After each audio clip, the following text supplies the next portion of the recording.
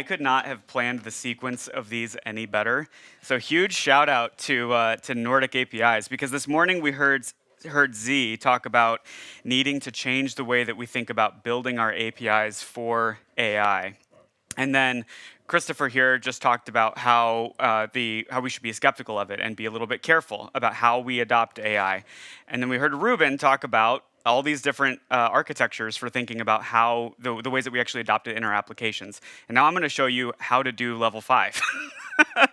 And we're going to kind of walk through that. So this is great.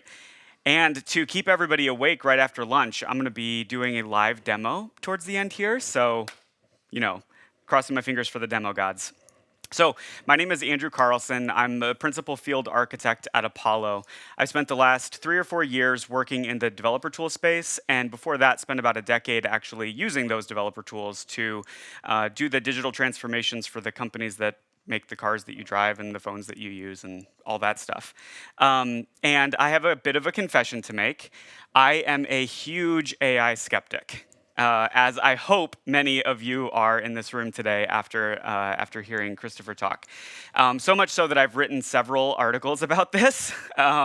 So one of them was skepticism in the face of magic. And so the idea of just generally being, hey, early on, like this can kind of feel a little bit like a magical tool. What does it look like to be skeptical when something kind of feels beyond the point of reason for us? And the other is about outlining a lot of those similar architectures that Ruben talked about. And part of the reason for this is that blind faith in AI and the tools in any technology, but particular in AI, is super risky. There's a repeat here, the middle one, right? We already talked about this, so I won't even belabor this slide a whole lot. But the general idea here, like on the left, Chris Baca, I think this was last year, bought a 2024 Chevy Tahoe because someone did the level 1 architecture that Ruben just talked about and threw an LLM directly in front of an end user. Oh, like you kind of end up with some bad experiences that way. And then there's, of course, the Canadian tribunal that ruled that Air Canada owed some money. But then we also get into, beyond just like the business side and then the legal side, we get into some questions around the social fabric, because we all use technology a little bit differently, and everybody has a different level of media literacy and internet literacy for that matter. And so if you have folks who go to Google and just kind of like believe, especially that first response that comes up, it can be incredibly dangerous when you ask a question like, how many rocks should I eat a day? And you get an answer that is more than 0, right? It's pretty risky. But I have turned a bit of a corner, and I'm starting to see the light a little bit here. And the turning point for me was using a local LLM with my own data. And I don't want to start a war about the best note-taking app, but it's Zettler. It's not Obsidian, for the record. But over the years, I've written nearly 1,000 markdown files in Zettler just for my local Zettelkasten. And what I wanted to do was last year I wanted to start exploring LLMs, and so I was really nervous about doing this publicly or using ChatGPT or anything like that, where my data would potentially be exposed to the internet. So I built this little example that used a local LLM and then parsed through my own data, and I could ask questions and get something back in my own voice. And it was cool, but what I learned throughout the process is that generally speaking, using just straight up data in an LLM-driven experience is mostly straightforward. There are well-known tools for this, so the vector databases, like MongoDB Atlas Vector Search or PG Vector, Pinecone, right? Or you can just go directly to an existing database and get data out of it fairly reliably. But most of the experiences that we're building or that we're building for customers are more than just data. It's more than just a simple question like who played Lena in House of the Dragon. It's more along the lines of when will my order arrive? And if we just ask a question like who played this actor, we can look it up in the database. And as long as we have the show name and the actor name, then it's pretty much just a single value response. That's pretty contrasted to something like when will my order arrive, which requires probably requests to more than one API, right? Like it's not even just access to one API. We need to know who is asking the question. We need to know which order they're talking about. We need to know the inventory that's related to that order, and then also potentially connections with external APIs like the shipper. Are we using USPS or UPS, FedEx, someone else, right? And then we combine all of that with a little bit of business logic, and we can give an answer. But oh, by the way, we're not giving a single value. We're giving a range, right?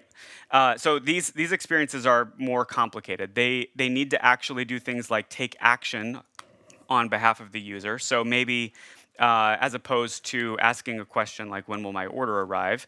Maybe it's placing an order on behalf of the user.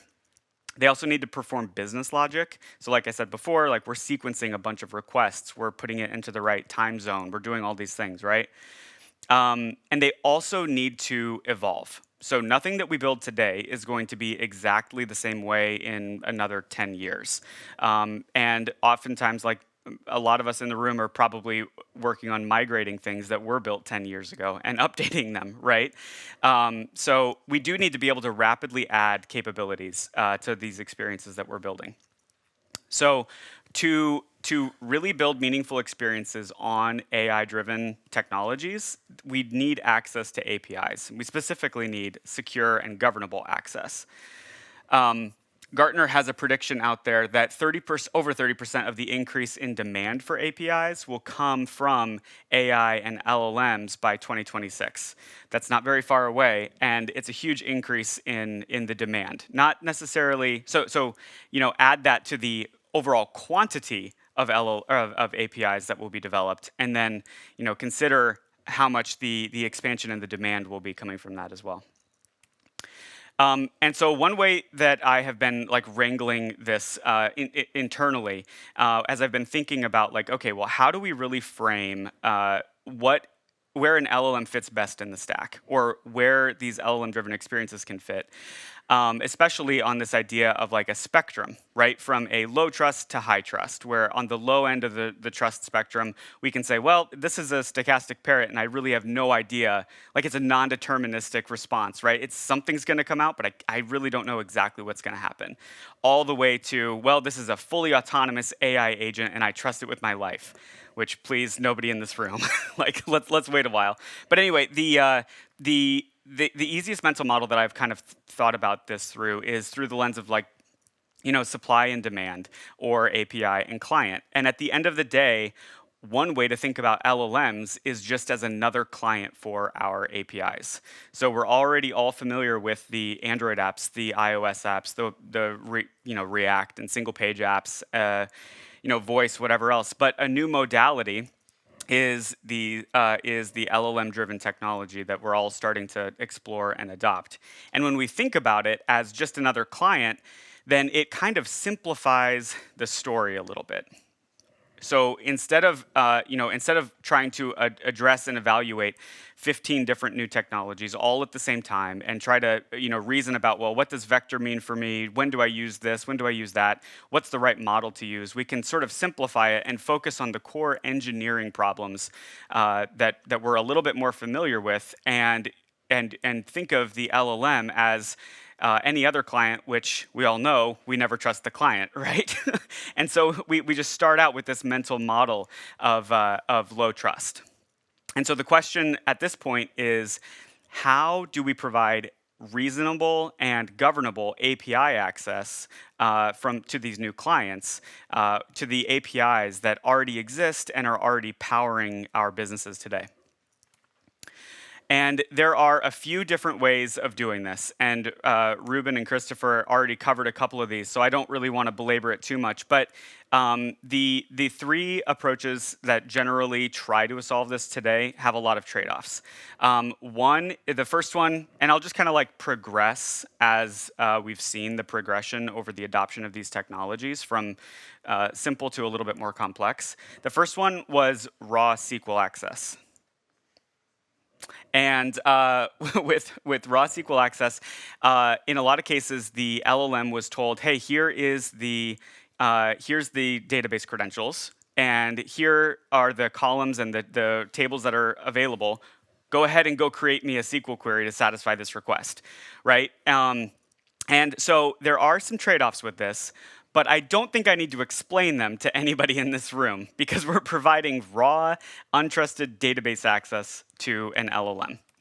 So the next one that was tried was simple RAG. And I call it simple because it is, in this case, sort of like one shot. And the idea here is that you're using a vector database and you are you're synchronizing your data. Again, this could be Pinecone or it could be MongoDB, Atlas, and there are a few trade-offs with this as well. There's data consistency concerns because you're actually synchronizing data from your actual system of record. So you have consistency and integrity concerns, right? You have information in these 5 systems of record over here. They could be Mongo, they could be Postgres, they could be anything else, right?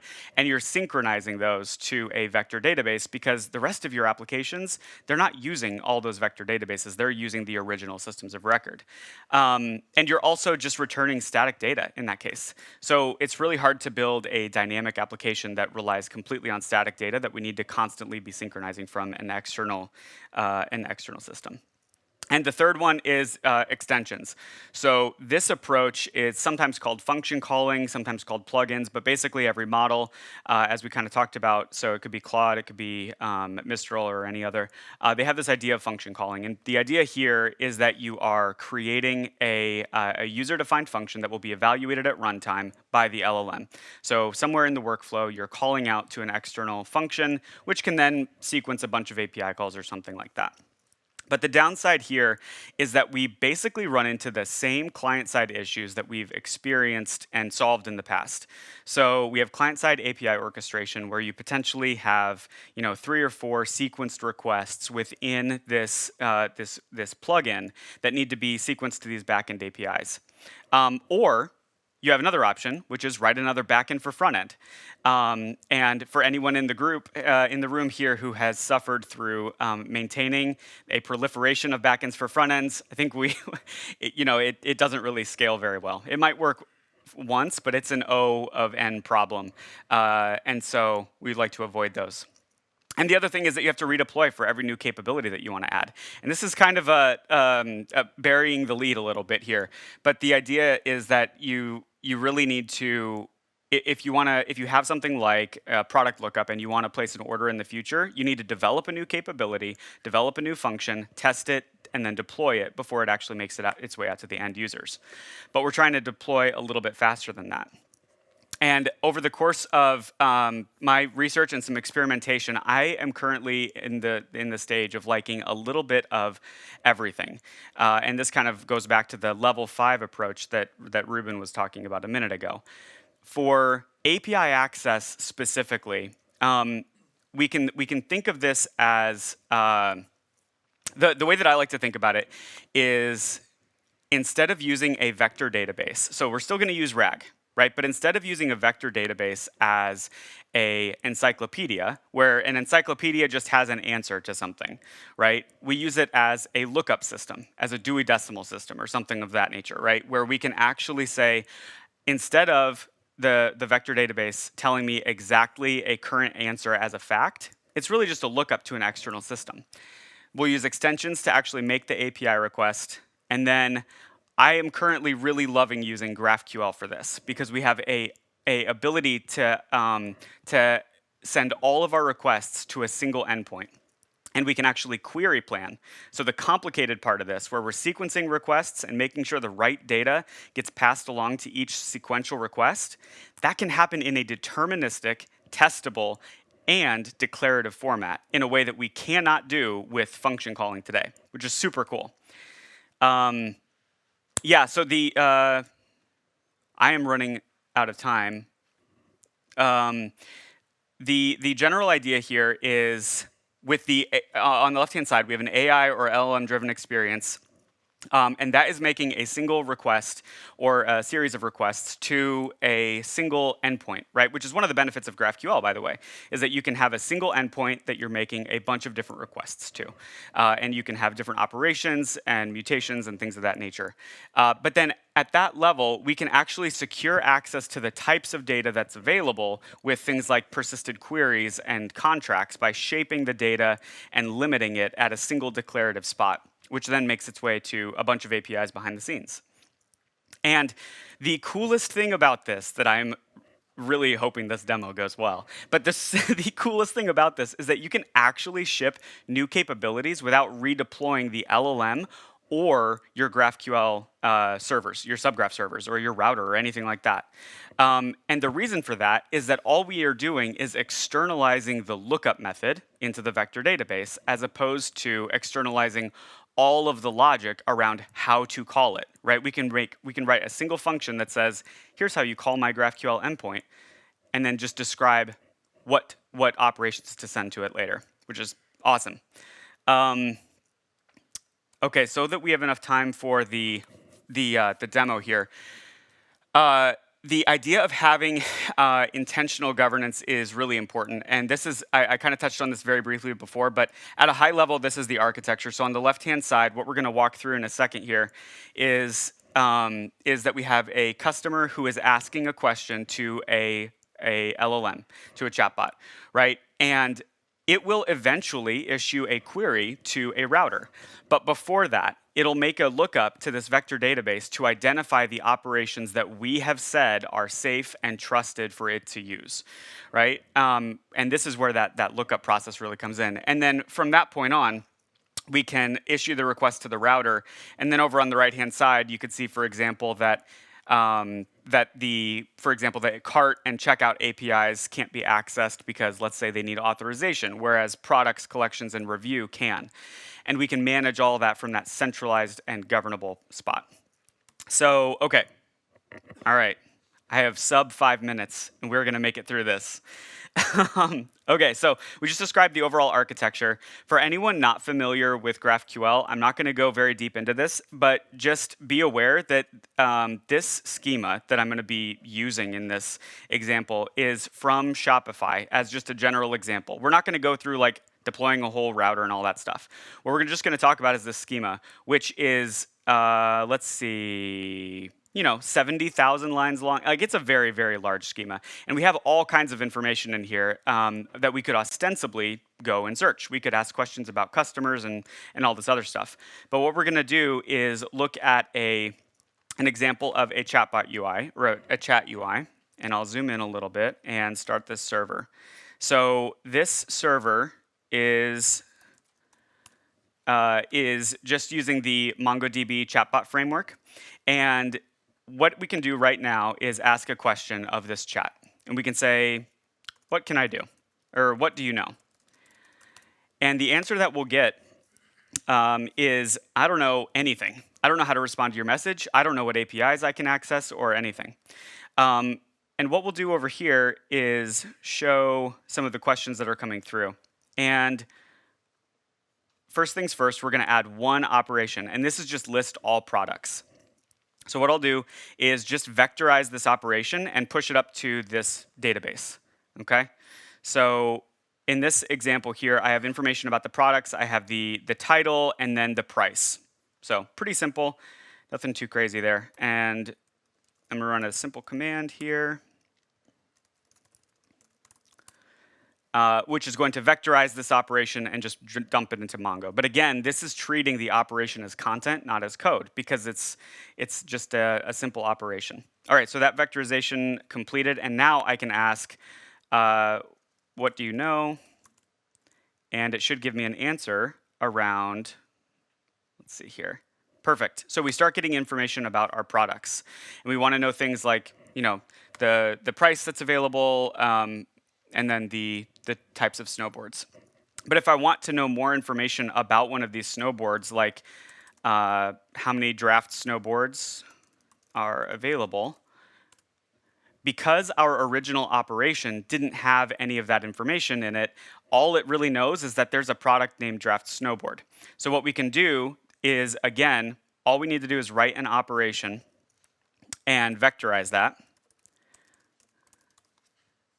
And I'm being very conscious of time and just going to speed through this. We can just vectorize just this operation, which includes a little bit more information about a specific product. And now, once this is complete, which it's getting close. Okay, there we go. And you'll notice that I haven't restarted the server. I haven't restarted the client. I haven't even restarted my existing conversation that I'm running. I can ask a different question altogether, or or I'll just ask that same question again. How many draft snowboards are available? And I will get a different answer. I'll get a new capability that's been shipped. Not only can I now look up the product list, I can go into detail and ask specific questions about a specific product, which uses a completely different API and actually a few different APIs under the covers. So I think that's really, really cool. Meaningful experiences need APIs, and federated GraphQL is a phenomenal way to actually give simple access to those APIs. So from a single endpoint, you can give trusted access to data, because what I didn't have time to demo is that you can apply all these declarative policies and things at the router so that you can like limit access to what APIs can be called when. You can also really rapidly iterate on the experiences that you're shipping by combining a bunch of these methods together. So this is the one to take a picture of. Go try it for yourself. There's a repo up on GitHub. Go download it, clone it, and give it a go for yourself. And if you have any issues running it or any questions, I'll be out in the halls for the next couple days. So thank you.